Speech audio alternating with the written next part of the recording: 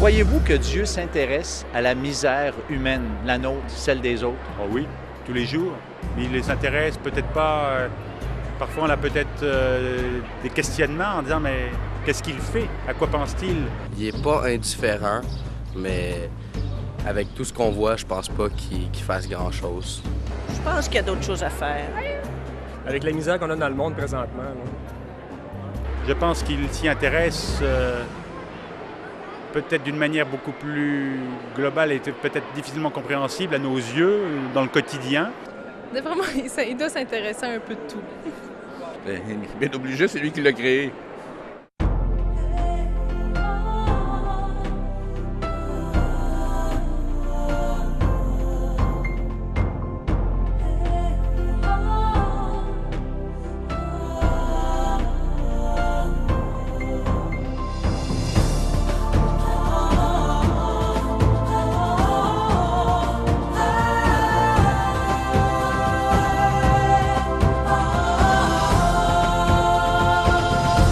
Mesdames, Messieurs, bonjour et re-bienvenue à l'émission L'heure de la bonne nouvelle.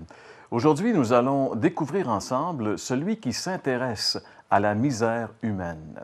Comme on vient de l'entendre et de le voir dans le Vox Pop, François, il semble qu'il y a eu un peu de confusion, je pense, dans l'idée des gens à cette question, parce qu'il semble que les gens plutôt voient que Dieu serait à l'origine, finalement, de la misère humaine. Ce n'est pas tout à fait ce que la Bible dit. Donc, c'est le contraire, en fait, de ce que la Bible dit.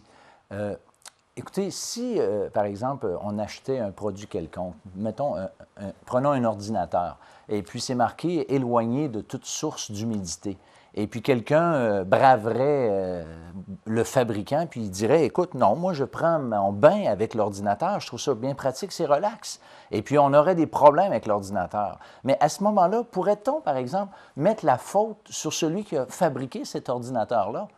Puis, il y en a, malheureusement, quand il est question de Dieu, bien, c'est exactement le scénario. On n'a pas voulu suivre les règles du fabricant et maintenant, on accuse le fabricant d'être le responsable de tous les maux dans ce monde.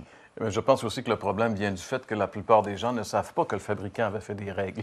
Ouais, on ignore souvent, ça c'est vrai. Et je pense que c'est aussi la raison d'être de notre émission, c'est de vous dire que Dieu parle, Dieu se révèle, Dieu a des choses à nous dire très intéressantes et on découvre à cette série d'émissions celui justement qui est le plus grand message de Dieu pour les hommes, c'est-à-dire la personne de son Fils, le Seigneur Jésus-Christ.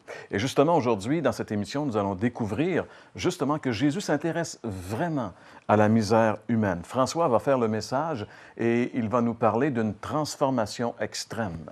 Jean-Pierre va nous conduire, lui, et répondre à la question, à la chronique.